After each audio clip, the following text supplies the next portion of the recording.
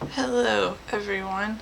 I woke up honestly almost 2 hours ago, but this morning has not been very productive and I just got my coffee, and now that I'm talking, this is the first I've talked all day, so now I'm realizing that I also sound like I just woke up.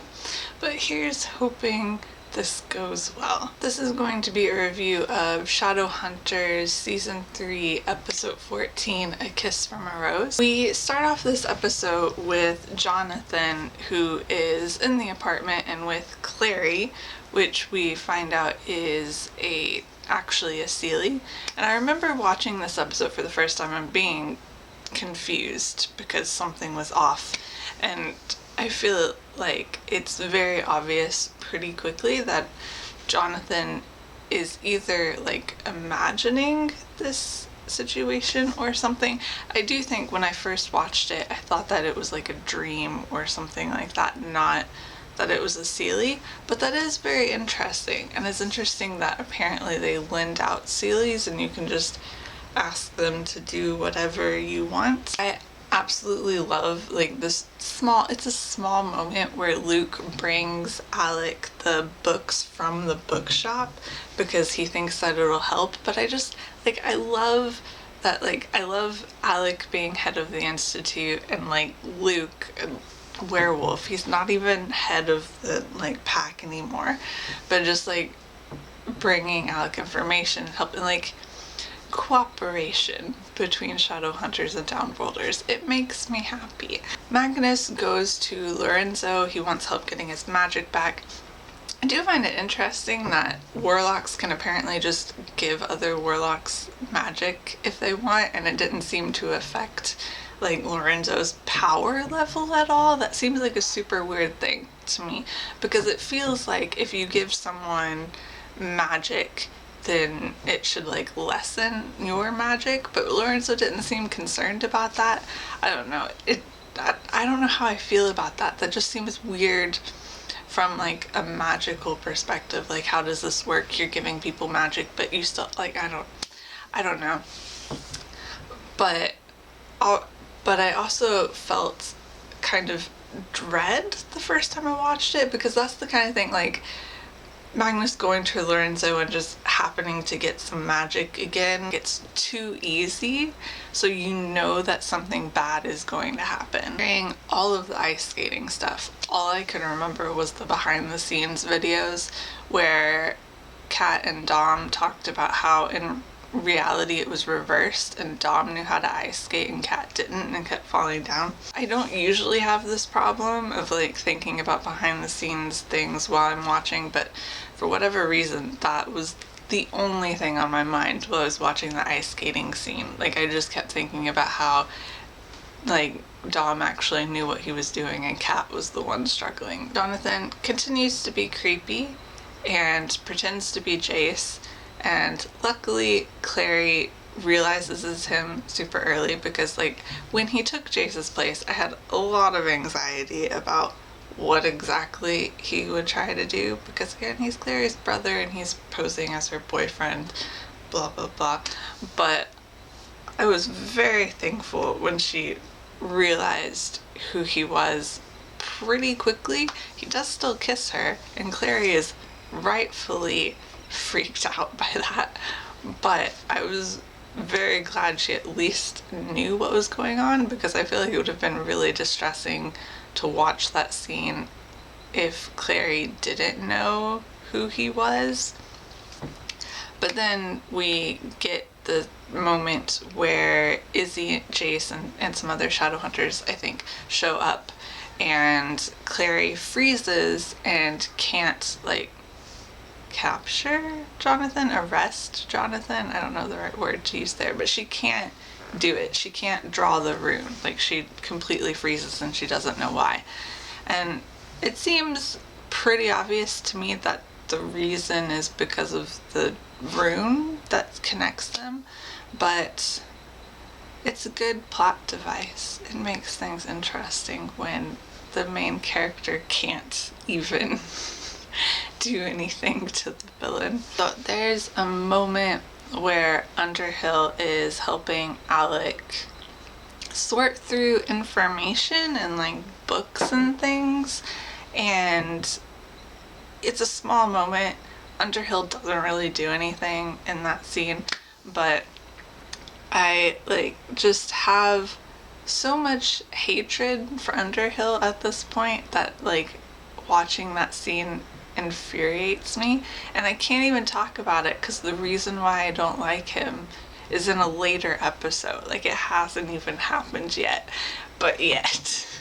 Well, that's not entirely true. I don't think I was Underhill's biggest fan from the moment that he was introduced, because like something about his character just made me uncomfortable. I was like, I don't really like where this is going. I think it's because when he's introduced, there's this like, will Alec cheat on Magnus with him like thing going on. Like, you're supposed to like be scared that Alec is going to cheat with Underhill, and like he doesn't, but like that's your first like impression of Underhill. So like I just feel like things never really recovered. Like, Alec and Underhill became friends. Okay, great. Like, but I think my main problem is that there's just this undercurrent of, even though Underhill doesn't act on it, there's like this sense that he does have feelings for Alec that aren't addressed, and I like realize are mostly something I'm reading into it, but it also feels like it is there. And so I don't like that, and I don't know. I know other people really like Underhill. I know he's really popular, and like people ship him with other characters and sometimes with Alec, which just does kind of frustrate me because of everything, but I just don't like him. But my biggest reason for not liking him, I will discuss during the relevant episode. The whole scene with Magnus and Alec grave robbing, and like, oh my god, it gets me. I love it so much. It's just really great how like they realize that the sword is in this dead man's grave, and Alec is very like, we shouldn't really be robbing a man's grave, we shouldn't be like disturbing him, and Magnus is just very like blasé about it and just like, oh, it's fine, and very, because like he has his magic back and he's really happy. And just like the whole dynamics of this whole scene where they have to break into this dead man's grave, and Alec is like super uncomfortable with the whole thing and kind of concerned that Magnus isn't uncomfortable with it, and Magnus is just like in his own world almost, like happy he has his magic back and nothing's going to bring him down, even breaking into a grave. Like, everything about that scene I loved. Magnus also ends up revealing to Alec that he traded his apartment for his magic. So I guess right away we do kind of get a consequence for him getting his magic back that makes it like less easy. Still not a big enough consequence, so you still know that something's going to happen. Probably my favorite thing about Magnus losing the apartment is the scene between Alec and Lorenzo that we get because of it. For one, I'm just super amused that Alec apparently hid in the apartment until Lorenzo came. Like, what exactly was going on there? Because he was in the apartment with Magnus when Magnus was like getting things to leave, but he was with Magnus. They either both had to leave and then Alec like broke into the apartment later, or Magnus left and Alec stayed there. Like, how did Alec get into the apartment exactly? Because either he came in with Magnus and never left, in which case, like, what excuse did he give to Magnus? Because Magnus definitely didn't like approve of him staying behind, or he broke in later, which like, what were the protections on the apartment if Alec was able to break into it? Like, I don't know. There are questions there, but I honestly don't even care that much, because like that moment between Alec and Lorenzo is fantastic. Like, Alec has some amazing lines during that scene. And so does Lorenzo. Even though I hate Lorenzo, that line where he sees Alec and he's like, Mr. Lightwood, I didn't know you came with this apartment, or something like that. I cannot listen to that line without cracking up. Like, it's a great line. And then everything, like, Alec threatening Lorenzo, and Lorenzo keeps putting him down as, like, Magnus's boyfriend. Like, he keeps saying, like, well, clear things about, like, Magnus not being, like, great or whatever, or powerful or whatever, if he's sending his boyfriend to, like, defend him or whatever. And Alec's line about, like, don't speak to me that way, I'm the head of the New York Institute. Like, I just, like, oh, everything about it is perfect, and I love it so much. Like, obviously you have Alec defending Magnus, but you also have Alec defending himself, and, like, just everything about that exchange is perfect, and I love it.